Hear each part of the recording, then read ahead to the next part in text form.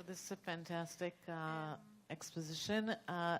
Jason, if I could start with you just as a follow-up. You are among us the closest to the halls of power in Washington. In terms of, so the comments that Gal has made in terms of the kind of broader geostrategic look, how much of that is, from your experience, is actually taken into account when there are energy discussions or discussions of alternative energies, shale revolution? How much is there do you see the sort of global outlook of, implications for Nigeria, for instance, implications for the relationship with the Gulf states? And also, if you can tell us, from what you understand, whether there's a consensus among or an agreement, to the extent possible, across the aisle here, or whether we should expect sort of a shift in policy if we see a different administration? Yeah. So, I agree with what Gal said about the potential implications of the oil price drop on key producers. If you look at what's happening to the Russian economy now in the ruble, the Nigerian economy is severely challenged. Venezuela could be on the verge of economic chaos. These are really important geopolitical impacts, and it's true that Saudi Arabia has deep reserves that it can dip into if it wants, although I still think even the Saudis are going to be challenged, and it's going to have impacts on their economy as well. And these are things that the administration is surely paying a lot of attention to, is in close diplomatic dialogue with all these countries. And one of the things, as you'll hear from Amos later when he gets here, is that I think the Obama administration did that was one of the really most valuable actions we took on energy was the creation of a new bureau at the U.S. State Department to just do energy diplomacy. And Carlos Pascual, who I think very highly of, and Amos Hochstein as well. That, in working with other people in the government as well, but that role that the Energy Bureau at the State Department played in this region on local gas deals, on working again with allies in terms of implementing sanctions against key producers like Russia and Iran, was all incredibly important. My perspective from having been in the administration, and this is where I would disagree with Gal, is the U.S. government does not tell refiners where to buy their oil from, and so there are market-based reasons that make a lot of sense to me about why the oil we would have backed out from the United States was light sweet crude from Nigeria, because the U.S. has a boom in light sweet crude, so much so that we're having a debate about whether we should export it, even though we're going to be net importers of oil. And the fact that the crude in the Middle East is less good quality, more medium, higher sulfur, is precisely what U.S. refiners want, because we've spent 15 years and tens of billions of dollars creating the most sophisticated refining capacity in the world. 2/3 of the world's heavy coking capacity is in the U.S. Gulf Coast. In terms of bipartisan agreement, there is none. And obviously Washington is sort of dysfunctional right now, and it's hard to get much done. I don't know that the change in, certainly the change in the U.S. Senate to Republican, we'll see a vote on the Keystone Pipeline. There might be a push for exports. We'll see we're already seeing another round to tighten sanctions against Iran, which is probably helped by a low oil price. But I don't think fundamentally you'll see a big shift away in policy. I think the biggest things that would change if a Republican were to take the White House in 2016 would not be so much on the side of U.S. production, but on the side of U.S. climate policy and the efforts that the EPA is making to reduce emissions from the power sector in particular, which are really important. Those would be the things I think you would see potentially walked away from. So this is a great topic to ask Michael about. Really all the concerns you raised are true not just for the United States, but to most developed economies today. And this is in the background of the Lima talks, et cetera, et cetera. So you point to sort of two a tension here between the fact that this is a global problem with global implications, and there are attempts to devise a global agreement, and yet the policies in the United States are so localized, and not even at the federal level, not even the state level, it's sometimes really at the local government level. So in the vein of the tricky part about making predictions is that they're about the future, do you envisage any kind of push for global standards, specifically with regard to shale, either gas or oil, and that could affect that part of things, that side of things? I see a push toward global best practices in terms of drilling technologies and transport technologies and that kind of thing. I think that, there's development of what are the best ways to reduce leakage and so forth. I think that those will have very minor effects on the overall levels of production that occur. I think that the kind of global change in policy that would have a big impact is serious efforts to reduce greenhouse gas emissions. And so far, what we've seen emerge from the UN negotiations is purely voluntary, purely unenforceable. We saw that the Kyoto Protocol had no teeth. Canada was having difficulty complying because of its great increase in tar sands production, and so it dropped out completely, and there were no possible sanctions against it. So I think that the prognosis for staying within the 2 degrees is not very good. I think most of the projections are that we will be much worse than that there will be very, very serious adverse effects as a result of that. But I'm not seeing anywhere the political will to seriously cut back on energy consumption that's going to be necessary in order to really achieve the objectives. China has thankfully said that their greenhouse gas emissions are going to peak, but not until 2030. So that's a long time of increased emissions. So I would like to say that I think that this will have a major effect on the overall picture with oil and gas production, but my prediction is probably not. And in that sense, if the shale revolution, which is already making its way in China, increases in China, what are the implications for green gas emissions? Well, the big issue in China will be whether the shale is substituting for coal or is just a net increase in energy use. If it really substitutes for coal, then that is certainly an improvement. The problem is that in order to get to the very low emissions levels that we need, natural gas is still too polluting, and instead of a transition from coal to oil, from coal to gas, we need a transition from coal and other fossil fuels to renewables and nuclear. And that transition to renewables and nuclear is not happening at anywhere close to the pace that it should. Okay. Gal, you said that you predict sort of Russia and Iran taking steps at some point to sort of counteract the market trends. And you talked about, cutting production or raising prices in some other artificial ways. I'm wondering, what if we think about non-oil strategies, meaning just military posturing, paramilitary posturing, whether there is a risk? I'd like both Uzi and Gal to talk about, we focus very much on the United States, but maybe expand the picture to think about the other players, and if they feel we have their back to the wall, whether the risk here is to actually drive them to more aggressive behavior outside the energy market. I think we have to separate between Russia and Iran, two different stories here. I'm much more concerned about Russia because the idea of Putin being pushed against the wall into a corner reminds me of other episodes where proud Russians were pushed against corners. It didn't turn out very happy. I think that Putin has leverages that he can pull in ways that Iran doesn't have.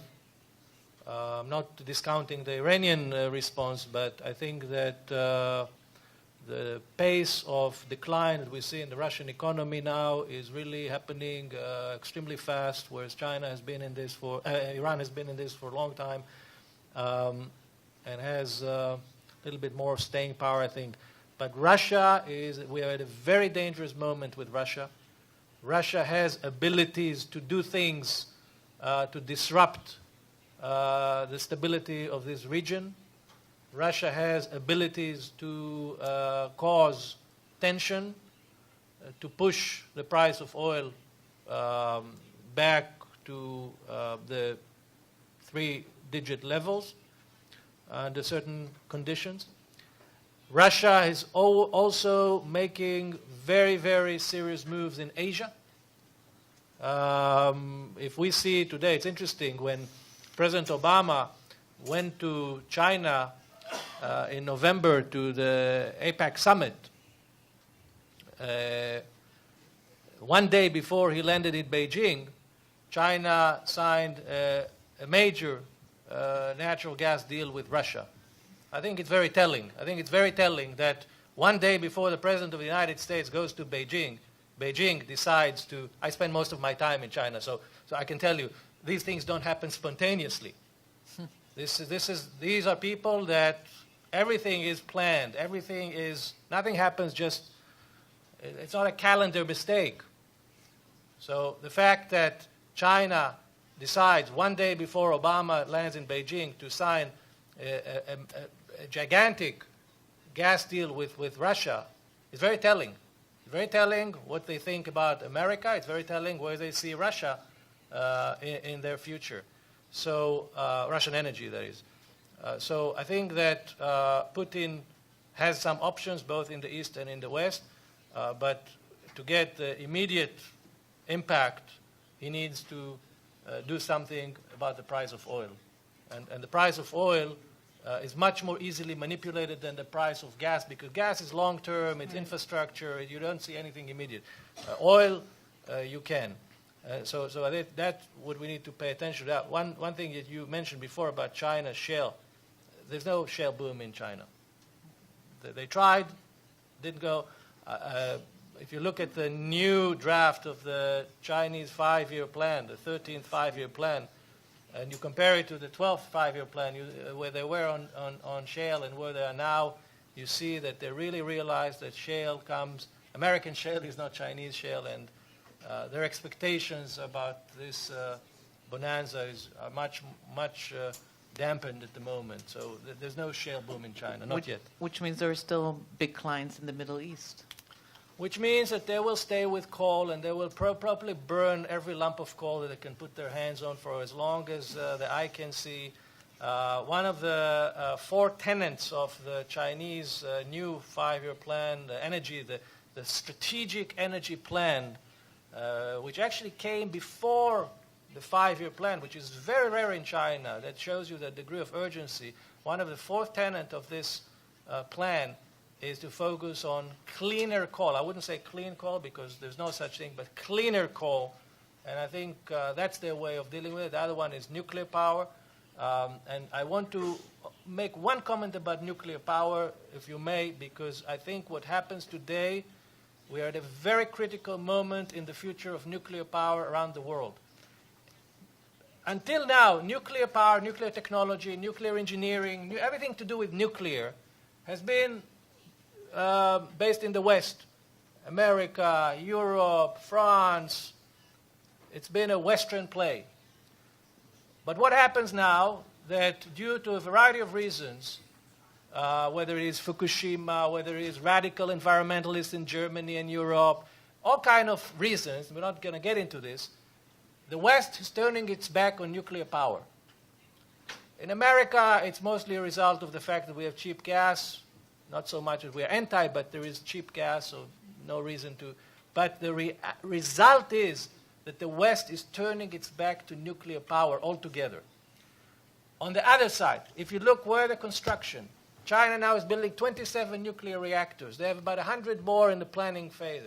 Russia and China are going to be the hubs of everything nuclear in the 21st century. That has huge implications, because years from now, if your son or grandson or granddaughter wants to study nuclear engineering, they will have to go to Russia or to China to get, and that means that everything nuclear, everything has the nuclear adjective to it, will move to these two countries. that has implications. That has strategic implications, and we are 1 minute before midnight when it comes to the future of nuclear. It's very important to pay attention to this. Great. Uzi, I'd like you to address the same questions about Iran and Russia, but before that, you threw that to the lawyers in the room, so I feel I must address that point about the chemical weapons. I think most international lawyers today would argue that the use of chemical weapons in an armed conflict, whether international or not international, is a war crime and a violation of international law. Regardless of the Chemical Weapons Convention, it's part of customary international law. It's part of the recently amended ICC Rome Statute of the International Criminal Court. The use of chemical weapons was added as a crime in non-international armed conflict. I think, you know, in a minute, okay, or a few minutes, and I think there was somewhat of a U.S. embarrassment with regard to revelations that the United States at least seemed to have been complicit in the use of chemical weapons by Iraq against Iran in the Iraq-Iran war.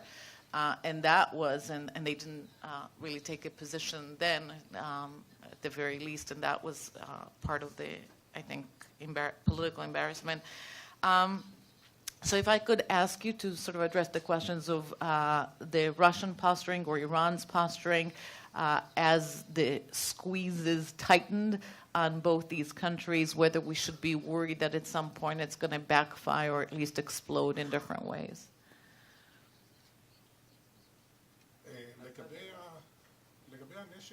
Just into the microphone, please. The important question is regarding the policy of the United States in the Middle East. That's the subject at hand. And then it's actually interesting to see whether the United States, because it has a global role in its own self-image, takes upon itself a burden that in the past it didn't have. And that is to act in a punitive way against any factor that commits the crime, let's say, of using nuclear weapons. And this is something new, without American interests being jeopardized directly. If this is a burden that America takes upon itself, first of all, your breath is taken away because the region is full of situations that it might happen. And also, we're talking about another proliferation of mass weapons, because if the United States commits to use any punishment against anybody who uses nuclear weapons, it means that the United States is going to be completely committed in the future. And they didn't do it in the last minute, and therefore the precedent was not created. And apparently they're going to think twice. More than that, you have to notice that in the nuclear issue, the United States on the one hand, and that has a reflection on everything else, on the one way it put all its policy here, that it gave guarantees of defense, for example, to Saudi Arabia. It could have maybe acted against a future Saudi becoming nuclear, but saying we, the United States, we take upon ourselves the burden of deterrence of a potential opponent, let's say Iran. But with the same breath, in those years, the United States, in the nuclear doctrine documents, dilute its commitment against nuclear weaponry. In the past, they used to say that if, in case, somebody uses nuclear weapons against the United States, only now it opened the door that the United States does not feel itself committed to say that even if it itself is attacked by nuclear weapons, it's not committed. So it detaches itself from the nuclear, but it doesn't add to the self-confidence of the Saudis. So you don't know where the United States stands. Is it withdrawing its commitments? But does it want to withdraw from the nuclear issue? Or it takes upon itself other missions that it didn't do in the past? All these things have implications for the regions. As for Russia, here also the American game is very important. happened. The Russian conduct, I don't know how to call it today. It has all sorts of colors and hues of traditional Russian policy and new colors, but there's no question that it's more assertive to two directions. One, the need to go back to have an impact all over Russia, and the second is playing a spoiler in the United States. And you can add to that Russia being, yes, dependent on energy, it supplies energy, and there it plays a major role. In this situation, what do you do vis-à-vis Russia? Here too, for example, the United States at a certain moment did something that drew it towards Russia. Do you remember the exuberance of the expansion of NATO to the east? Do you remember the enlargement? Was that so necessary that NATO will include its Baltic states? To think that these things will not have implications is a big mistake. Was it necessary? When today you talk to the United States that according the item 5 to NATO, it has to send boots on the ground to defend Latvia? What's going on here? What it says is that when you grapple with such a problematic factor like Russia, you have to be more clever in your order of priorities, less exuberance, not to push people into the corner that jeopardize legitimate interests of Russia. We're talking about impact in regions that historically were Russian areas, a little bit more cautiousness, and that is challenges that many have to face. Israel has a Russian affair from the side. Is it beneficial? Does it obtain its goals? That's a little problem of ours, but in the global view, it would be very desired to bring about the fact that while considering the legitimate Russian consideration, there'll be a process that will reduce this dangerous game that it goes to now, and using sanctions, ladies and gentlemen, is brutal. I would be happy to see that such sanctions are being done for other Middle Eastern problems, like Iran, for example. Right. I heard this morning driving here an opinion poll in Russia, 80% of Russians support Putin still, which is quite amazing for a number. Uzi reminded us that we haven't touched on another great power, which is Europe, in our discussion, and its involvement. Maybe Ambassador Iran will address Europe later in his remarks today. But it's time to open the floor to your questions. If I could ask you to be brief and introduce yourself. Oh, I thought it was... Oh, okay. So, sorry. Two questions. There was a gentleman in the back who wanted to ask a question? Or not? He left in protest. Okay, then we're, if you join me in thanking, one question, okay. Amit Mor, Eco Energy and the IDC.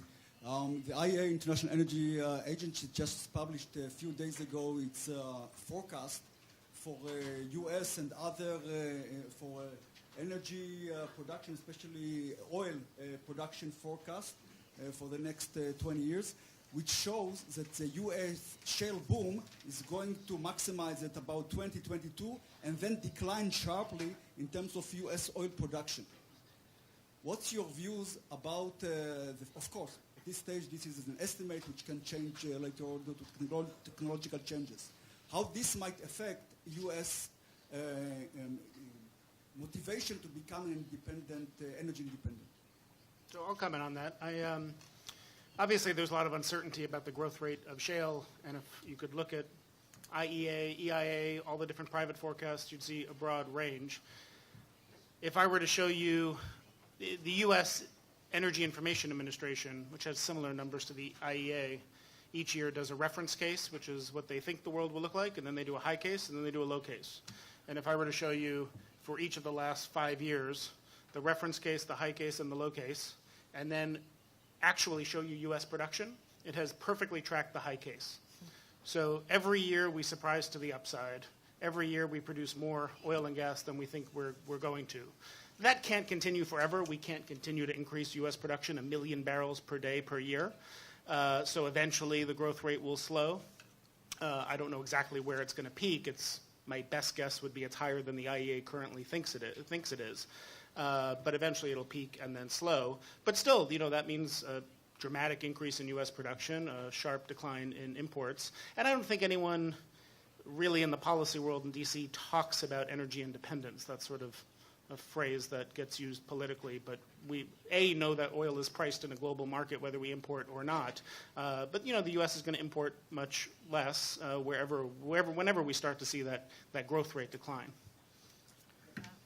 Just one important comment about looking at the vegetables that make this salad more closely, because a lot of the numbers that are being reported talk about U.S. production, but it includes natural gas liquids, biofuels, things that are not. So I would first of all take a look. Not biofuels, natural gas liquids. But also biofuels. In the IEA, in the World Energy Outlook, biofuels is in. So you have to look. First of all, you want to get apples to apples compare. Look only at crude, okay? So if you look only in crude, we're talking 3 million barrels until now. That's very nice, very impressive, but let's 3, right? That's the delta has been 3 so far in crude? 4. Okay, but that's not 10, it's not. So there's a lot of other elements in this salad. Last thing I want to tell you, there is a very good article that Steve Yative produced. You can look it up in the internet. It's called Why Energy Forecasts Go Widely Wrong. And he basically looked in retrospect at all the predictions of the IEA and the EIA and all these letters and acronyms. One of the problems is that you have to be very careful when you analyze things in a linear fashion. In the end, it's about people who need to make money. If they make money, they will produce more. If they lose money, they cap the wells. So take a look at this article. It's actually a very interesting analysis of this. It's online. Thank you all very much.